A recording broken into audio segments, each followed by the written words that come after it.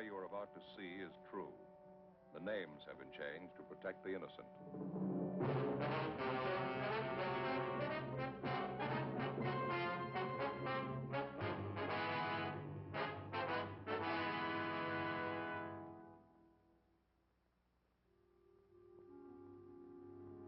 This is the city. 4 million people. There's something for everybody. Houses to live in. Places to work. Places to relax. Churches to pray. Most of them enjoy life and they try to hold on to it. A few of them have lost their grip. In my job, I get to know them all. I'm a cop. It was Monday, August 12th. We were working the day watch out of Juvenile Division. My partner's Frank Smith. The boss is Captain Stein. My name's Friday. We'd gotten a call that a 7-week-old baby had been abandoned in a bus terminal. There was no sign of the mother, no lead to her whereabouts. We had to find her.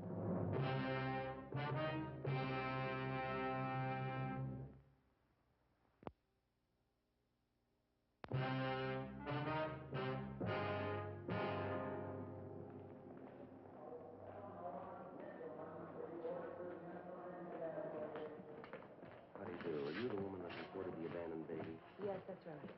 Police officers, ma'am. My name's Friday. This is my partner, Frank Smith, Juvenile Division. What was your name, ma'am? Mrs. Lewis. I'm certainly glad you're here. I've been waiting around this depot for hours. I don't know what to do. That's a good baby. Why don't you go to sleep now? Come on. Close your eyes and go to sleep. Oh, thing, it's a shame. Yes, ma'am. The report we got didn't go into details. Some woman left the baby with you, is that it? Yes, as soon as we got off the bus this morning. She said she'd only be gone a few minutes. It's been hours. I don't know what to do. Did you know the woman, Ms. Lewis? Her name's Dorothy Miller. She's from Arizona. Tucson. We got off the bus, and she asked me if I'd hold her baby while she went to get her luggage. She said she'd meet me right there by the information desk. I've been waiting ever since. She hasn't come back. I don't know what to think. How well did you know this Dorothy Miller, ma'am? Well, not too well, but she seemed like such a nice girl, friendly, very sociable. We sat together all the way in. Mm-hmm. You got on the bus with her at Tucson, is that it? Oh, no. I'm from Cincinnati. I got on a bus there and then went down to Dallas. Had a visit with an aunt of mine down there. Oh, I see. I got another bus in Dallas to come out here. Went along the southern route. Very nice. The same bus I came in on this morning. I'm out here to meet my husband, Army man. He's coming in on a transport from overseas. He's coming in tomorrow. Mm-hmm. Now, you say this Dorothy Miller boarded the bus at Tucson with the baby. She rode all the way into Los Angeles with you, is that right? Yes, right into the depot. She sat in the seat next to mine. We struck up a conversation, got to be quite good friends. Such a cute baby, I just can't imagine. Now, how about her description, Ms. Lewis? Anything unusual there? No, I wouldn't say so. A small girl, 5'3" or 4", I'd say, 110 or 15 pounds. Red hair, shoulder length, dark eyes, nice complexion, very pretty eyes. About how old would you say? 20. That's what she told me anyway. She said she had a birthday in May. I remember we talked about that. She was born under the same sign I was, Taurus the Bull. Mm-hmm. And in all the talk she had with the Miller girl, she never gave you any reason to think that anything was wrong with her. She didn't seem to be despondent or depressed about it. Perfectly normal girl, as far as I could tell. I just can't get over it. I can't imagine her doing anything like this. You checked around the depot, did you? You had her paged? I talked to everyone in the place. The porters, ticket clerks, information desk, traveler's aid. Not one of them could help. I tried everybody. There. It's all right now. We'll find your mother. You try and sleep. Sleep some more. Wonderful. It's just adorable. It's a little boy. She said his name's Stephen. Yes, ma'am. Her own baby, so small and helpless. How could she go off and leave him? Well, I guess she had a reason. It must have been important. A 7-week-old baby, your own? What's more important than that?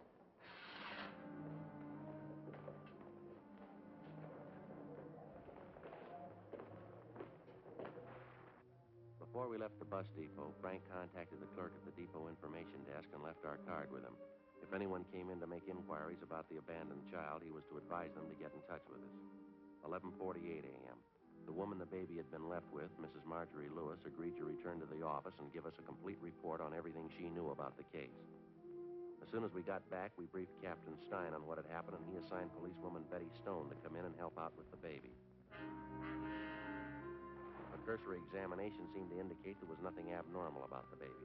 No apparent deformities. We checked the blanket and the baby's clothing, but we found no identifying marks of any use to us. Policewoman Stone made the baby comfortable for the time being, and then she began to check through the contents of the small valise which the baby's mother had left with Mrs. Lewis. It contained the usual assortment: baby oil, powder, dextrose, a few cans of milk, a couple of blankets, and a supply of diapers. Frank and I continued to interview Mrs. Lewis. Is this the Miller woman's first baby, do you know, or did she happen to mention? Yes, it's her first. That's what she told me anyway. Did you talk about the baby's health at all? Was there any trouble there? Well, she did say she had some trouble with the formula at first. It didn't seem to suit the baby. It wasn't anything serious, though. Matter of fact, that does worry me a little bit, Sergeant. What's that? The baby's formula. Mrs. Miller did say it had to be fixed a special way. Some special medicine she put in it, too. Are you sure the baby's going to get good care? Yes, ma'am. No need to worry. He'll be moved to the general hospital. They'll look after him. Frankly, I can't help but feel a little guilty about all this. What do you mean, Mrs. Lewis? I mean, turning the baby over to you. It'll probably be put in some kind of an orphan's home. I can't help but think that maybe the Miller girl picked me out. She had to give the baby away, and she wanted me to have him. Then I turn around and hand him over to the police. It does make me feel a little guilty. She probably expected more of me. There's no need to feel like that, ma'am. It's not your responsibility. I suppose not, but I just can't help feeling that way, running out on a little baby like that, leaving him alone. You wouldn't be in a position to take care of him anyway, would you? No, I suppose not. I'd have to talk to my husband first. He'll be in tomorrow from overseas. We'll be back to the same old life again, living in hotels. Well, I guess it wouldn't work even if they'd let me adopt him. Gets me down sometimes. I've always liked children. Well, thank you very much, Ms. Lewis. We appreciate your cooperation, everything you've done here. Not at all, Sergeant. I only wish I could be more help. Would you mind telling us where you'll be stopping in town, ma'am? It's possible we might want to contact you again. Well, I don't have any reservations. I was thinking of staying at a hotel close to downtown. Well, there's a big convention going on in town now, Ms. Lewis. Most of the place is pretty crowded. We'd be glad to help you find hotel space if you like. Oh, well, that's certainly very nice of you. Sergeant Friday, could I see you a minute, please? Yeah, sure. Excuse me, please. Yeah, Betty. Well, for a policewoman, I'm not bad at checking diapers. What do you mean? Right here, the valise the mother left with Mrs. Lewis. Did you come up with anything? I didn't think so at first. I went over the valise, everything inside, nothing. Then I started putting the things back in the bag. I found this in the stack of diapers right there. Paid receipt for a hospital bill, maternity ward. Santa Maria Hospital, Tucson, Arizona. There's the patient's name right there at the top. Dorothy Miller.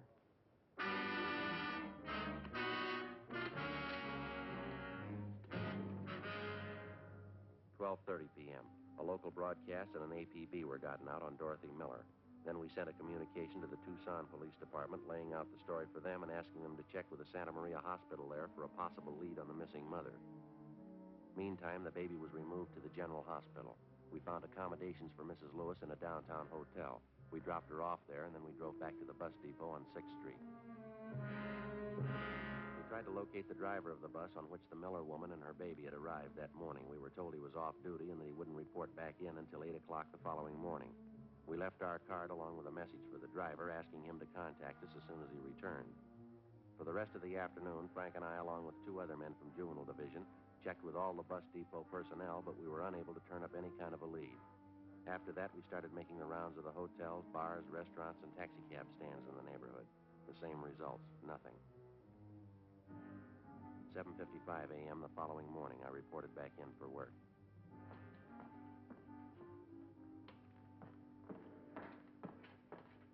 Good morning, Joe. Oh, hi, Betty. Frank check in yet? Yeah, I went out for a minute, said he'd be right back. What do you know? Anything new? Communication for you from the Tucson PD. Kickback on that query you got off to them yesterday. You see this? Yeah, confirms the fact the woman had her baby in that hospital. Still not much help, though. Yeah, I see. We checked out her last known address in Tucson. She moved. No forwarding address, no line on her friends or relatives. Well, the day the baby was born seems to check out. Yeah, June 24th. Makes the baby just about 7 weeks old. This part doesn't make much sense, though. The Miller girl's description? Yeah, Ms. Lewis said Dorothy Miller was small and dark. Long red hair, dark eyes. People at the hospital describe her as being fairly tall. Blue eyes, short brown hair, about 29 or 30 years old. Mrs. Lewis said the Miller girl just turned 20, didn't she? Yeah. Sure doesn't figure, does it? A little too much to write off as coincidence. 2 Dorothy Millers having babies, same day, same hospital. I just happen to think. This description of the Miller girl. Uh-huh. Fairly tall, short brown hair. Ms. Lewis has short brown hair, hasn't she? Hi, Joe. Morning, Frank. You know that bus driver we wanted to talk to, the one that drove the bus that Dorothy Miller and the baby came in on yesterday? Yeah. Well, he came up to see us. He's in the next room. I've been talking to him. Mm-hmm. You saw this answer from Tucson. Yeah. I think we got the tie-in. How's that? That description Mrs. Lewis gave us of Dorothy Miller. The driver doesn't remember anyone like that on his bus. He remembered Mrs. Lewis, though. She didn't get on the bus at Dallas. She didn't sit next to a young girl with a baby either. Driver says he's sure of it. Well, then what's the pitch? Mrs. Lewis got on the bus at Tucson. She had a baby in her arms.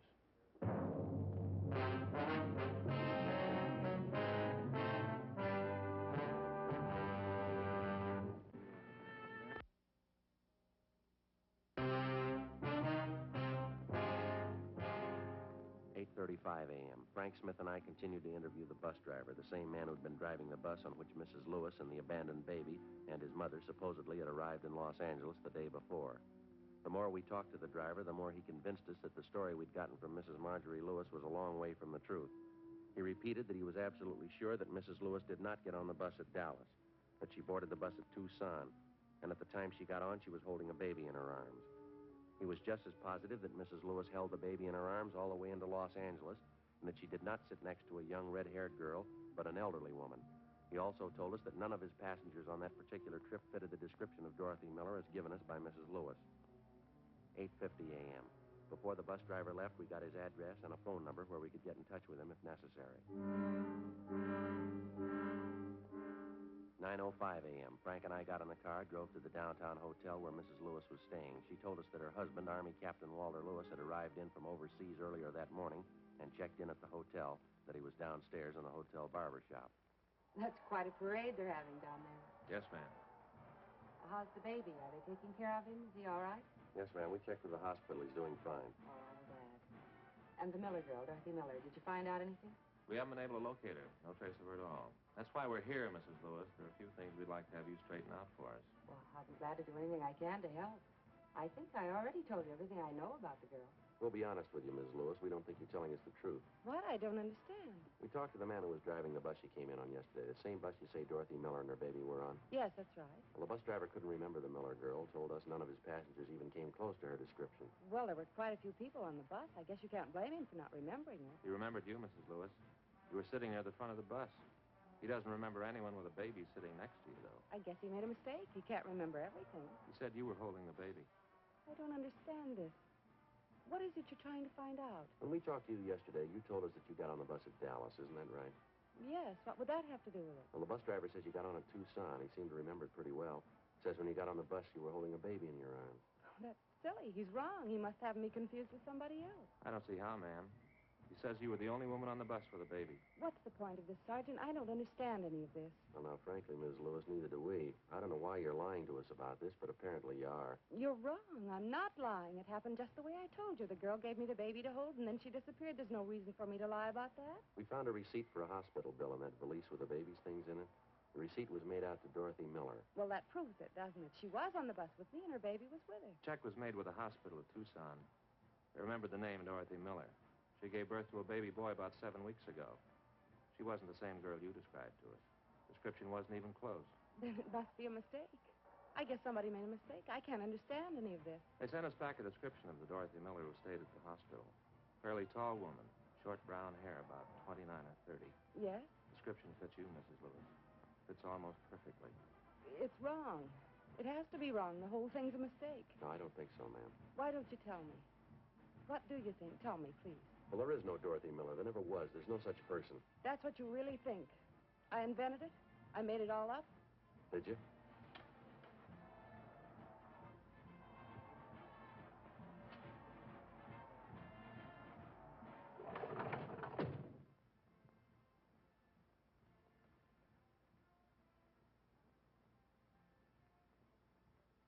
And the baby.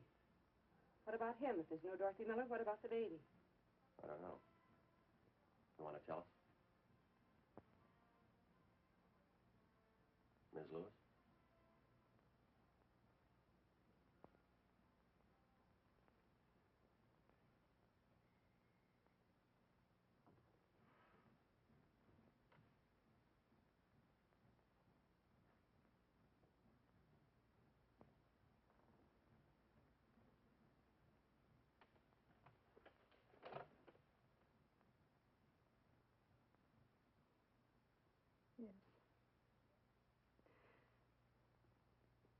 Yes. Mrs. Lewis, anything we can do? Thank you. I'm all right. I suppose I knew it would happen sometime. I tried not to think about it. Yeah?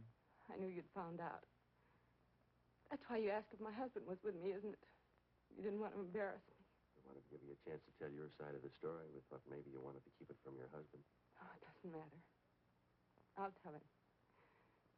He'll be back in a few minutes. He can do anything he wants, and I won't blame him.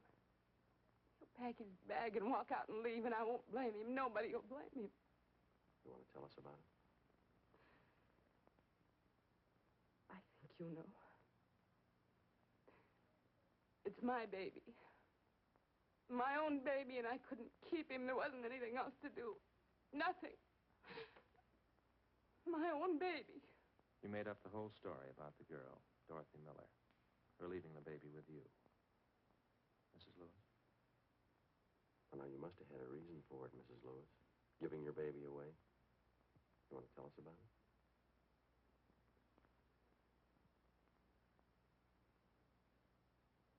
Won't make any difference. Done. It's all done. It's my husband I'm thinking about. Walter. I'm going to have to hurt him, and I don't want to hurt him. I don't know how I'm going to tell him. Tell him what, ma'am? I love him, Sergeant. I tried to explain. I didn't want to be alone. Having him away all the time, I knew there was going to be trouble. I knew it. I didn't want to be alone, and he didn't understand. He only said I was fooling. Yes, ma'am. He left for overseas in October, almost 2 years ago. I went down to Wilmington. I saw him leave on the boat. I stood there and watched him go. I wasn't going to see him. 24 months, I wouldn't see him. No children, no family, just a 2-room apartment. If he only believed me. If he only would have taken me with him. Yes, ma'am. I took it for a year. A whole year. A 2-room apartment, being alone. I wrote to Walter twice a week. It didn't do any good. He didn't want me with him a whole year. And then it got too much. You mean you could have joined him overseas? He didn't want you to. I don't know why. I kept writing to him, and he kept putting me off a whole year. It got too much, a 2-room apartment alone. You can't spend your life that way. I started going out.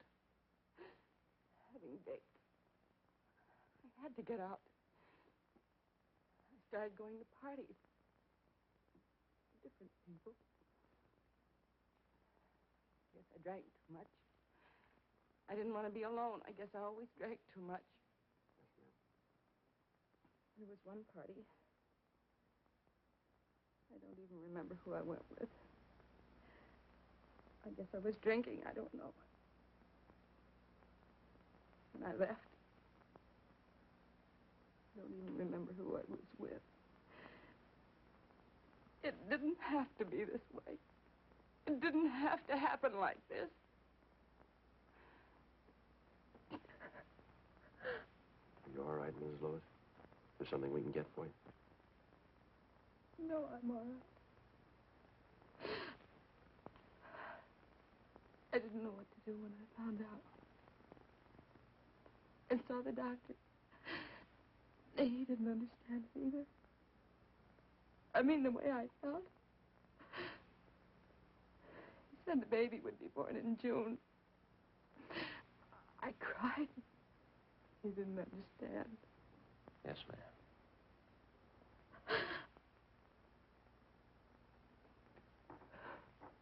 When the time came, I went to Tucson, Arizona. He had my baby. At least I wasn't alone. I used a different name at the hospital. Dorothy Miller. Maybe it wasn't Walter's baby. But it was mine. It was mine.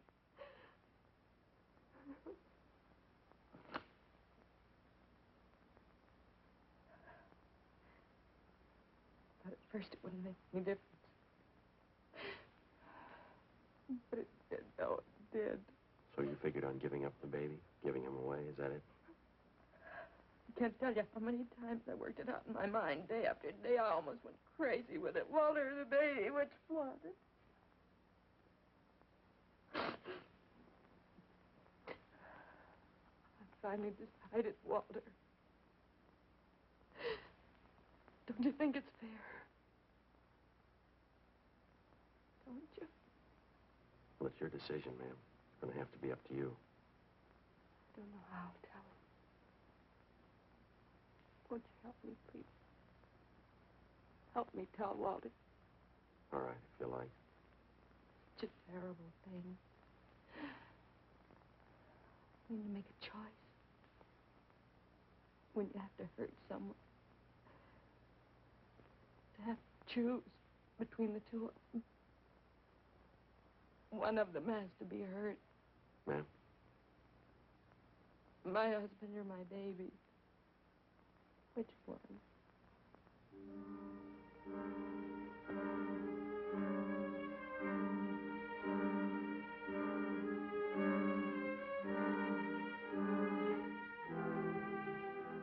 10:38 a.m.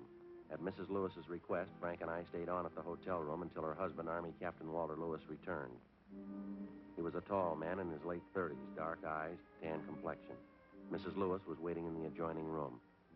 It wasn't easy, but as best we could, Frank and I briefed the husband on what had happened.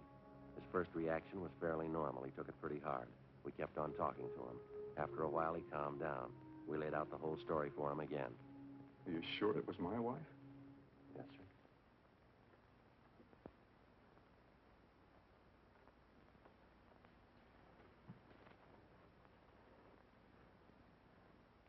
She turned the baby over to the police, is that it?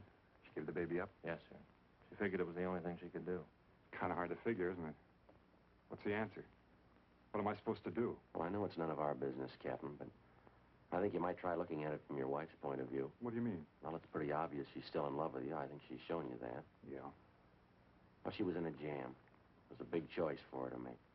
She knew she was wrong. She made a mistake. She was ready to pay for it. It was either you or the baby. She knew that. She decided to give up the baby. Where's Marge now, my wife? In the next room. I want to see her. Well, maybe if you'd wait just a little while. No, it's all right. I just want to tell her something. Marge? Marge, come out here. I want to talk to you.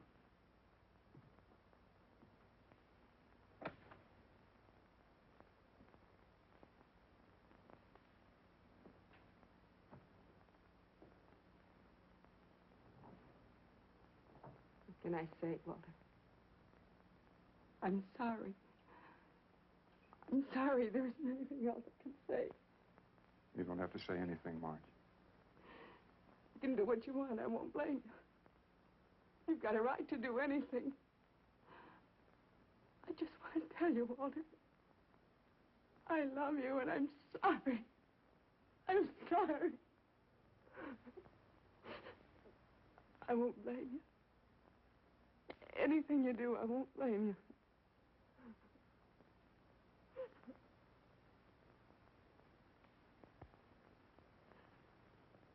It's going to be all right. Nothing to cry about here. Everything will be all right.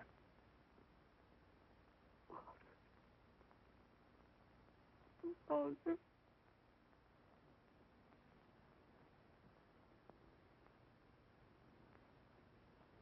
Try and take it easy, dear. It was a mistake. I made my share. It'll all work out.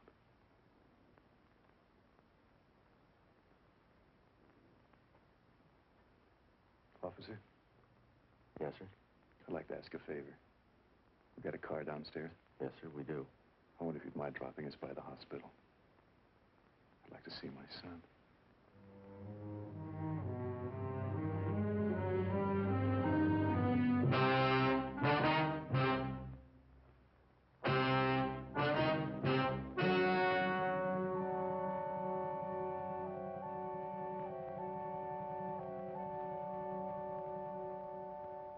On August 15th, a meeting was held in the District Attorney's Office, City and County of Los Angeles, State of California.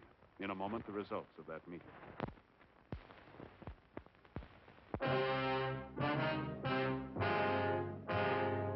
In the interests of justice, it was decided that no criminal complaint be filed against the suspect.